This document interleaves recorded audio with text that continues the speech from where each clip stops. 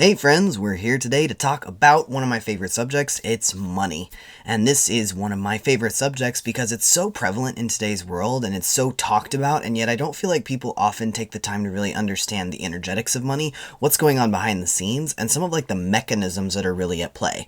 A lot of people like to demonize. They say like, oh, you're being lied to. Oh, it's only the rich that stay richer. There's a lot of things. Money is evil. There are a lot of narratives inside of different religious contexts. There's a lot of different things in the world that lead us to thinking that money is a bad thing, or money is dirty, or money is complicated, when at the end of the day, it's really not.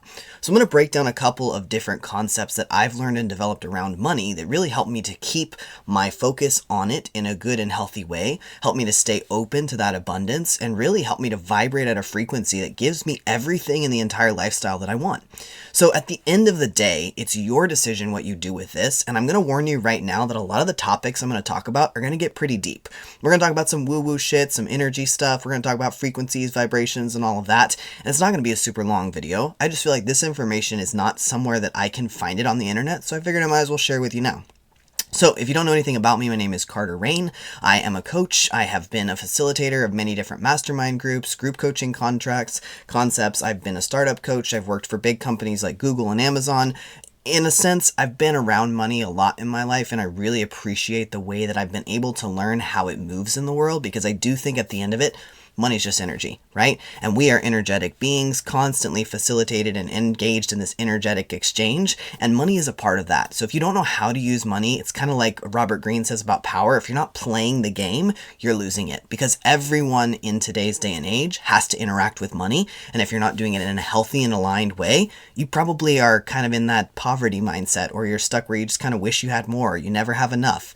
So I don't know if it resonates with you at all, thinking like, I am worth so much more than I'm being paid. I should be paid so much more than this. It's just so hard to get money. I don't understand how to get a raise. Like, this happens all the time. So I'm going to skip some of the initial higher level concepts, like the very surface level. When I say higher, I mean kind of surface. And I'm not going to edit this video, so you get what you get. But when we think about the surface level concepts, we think about like gratitude. We think about being positive. We think about some of the concepts in books like You Are Badass at Making Money by Jen Sincero, where she talks about writing a letter to money, really developing your relationship with money. And so I'm going to assume that many other experts in the world have taken that surface level concept of money and really helped you to understand it. If not, feel free to do your own research on this. Books like Think and Grow Rich, Napoleon Hill, reading from people that have made lots of money like the Carnegies. It's all available. It's all out there on the internet. But what I want to talk about is the deeper concepts around the energetics of money. So the first thing I would recommend you do if you find yourself kind of struggling with money, if you are an entrepreneur and you have trouble charging for things, if maybe you're a spiritual worker, a light worker, a healer, and you think, ugh, money is just like, it's a low frequency, I don't like charging for things, I wish I could give this away for free, all of that. I've done a podcast episode on this in the past, but the idea is you must charge for what you do. So when you think about this, think about it in terms of exchange, right? And if it's hard for you to think about money, the first thing I would do is sub out money for a different word. Pick any word in the world. How about pinkleberries, right? So as a concept, when you think about money, it is basically a placeholder for value. So if we use the word pinkleberries instead, and we think, okay, I have something that I think is valuable. We take it out into the world and we can offer it in the open marketplace. This is how capitalism works and how marketplaces have worked for millennia, right? If I want something you have, I need to give you something of value. If I don't have anything you want, and I still want what you have, I need to have something else. So if I have gone over here and offered my wares, someone might give me pinkleberries, and I can hold on to those, and then whenever I have something that I want and I don't have anything that this person wants, I can use pinkleberries as an exchange. So I give them my pinkleberries and they give me the thing, and now they have a placeholder for value. So money as its own thing has no energetic signature. It is simply a neutral thing. It only has the energy we give it, and we use it to purchase the things that we want when we don't have another method of value exchange. So at the end of the day, anything you pay for and anything you get paid for is simply an exchange of value. Okay, so very basic concept. It's an exchange of value. It's not paying for something. You're not losing money or gaining money. We're all just here exchanging. Okay. So the first reason you have to charge for what you do is because nature hates a vacuum. So if you're going to offer something of value, think of it from the perspective of a coach, right? You offer someone knowledge, and with that knowledge, they're able to make their lives better. They're able to improve things. They're able to move with more ease in the world. They're able to heal parts of themselves that have been causing them pain for a long time. That has value. And if we don't do our job as the facilitator and charge for that, it's basically like theft, but reversed. So if you think about the energetics of thievery, right? I don't know if you've ever stolen anything. I hope not. But if you have, no judgment, right? But if you've ever stolen something, at the end of the day, most people that engage in thievery end up with a lot of deficit in their karma. So when you steal something, if you do not pay for it, maybe you've accidentally stolen something, walked out of the store and it was just in your cart and you were like, oh no, I forgot to pay for this, right? A lot of times we get this nagging guilt inside, right? And that's nature's way of making sure that we maintain balance. So if we can't resolve that guilt, if we can't go back to the store and pay it and make it right, a lot of times we'll just get rid of that thing. A lot of times when people steal something, a couple of days, it just kind of eats them up. I had my car stolen one time and a couple of days later, we just found it abandoned on the side of the road. I don't know if they got tired of sticking a screwdriver in the key ignition or what, but I think that on some level, when you steal something, you feel bad inside because you realize you have taken something that isn't yours and that weight is heavy. So if you imagine that that's happening when you are offering your services and not enforcing someone to pay you for those services, you've basically forced them to steal from you because now they have something of value and you didn't facilitate the right way for them to compensate you for that value.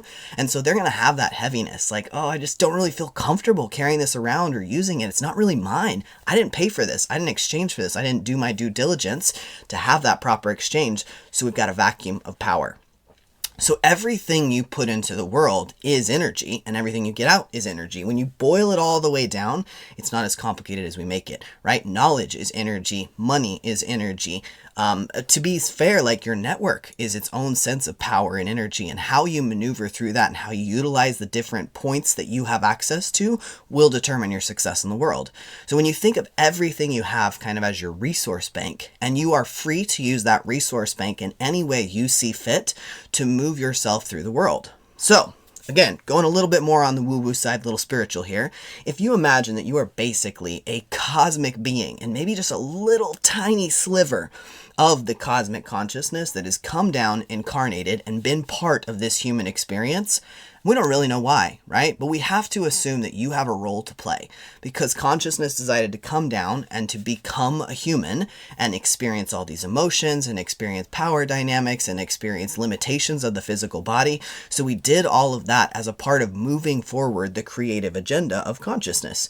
So if we're all a part of this kind of cosmic experiment of incarnation and moving things forward, we are given certain resources in addition to our spiritual giftings, and we go out into the world and we exchange resources and we continue to align with our spiritual gifting, and that's where you find that concept of alignment, right? So when you're doing what you're meant to be doing, you are the most aligned.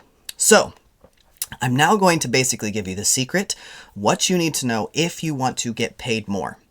So first, the mistake that a lot of people make when it comes to being paid more is that they try to ask for more money or they try to get more money, right? Well, if you really want to be in control of how much you make, you have to take the initiative. And the initiative is not taking, because if you take something, you will have taken something out of another system, and now you owe a debt to that system. You now need to put value into that system.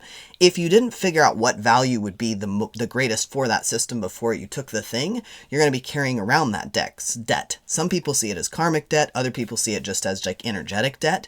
But at the end of the day, that's a no-no. You don't want to be messing with that. So what you want to do instead is you want to put something of value into the world. Now, you have different sets of value, right? I have certain skills that are very valuable in certain containers and other skills that are not as valuable. To be fair, I am an average or maybe below average at things like doing drywall. Okay? I'm not a contractor. I haven't spent a ton of time doing it. I've got a passable level of skill, but I guarantee if I took my level of drywall skill and put it into the role of a contractor, I don't think I would even deserve minimum wage. It's going to be subpar work.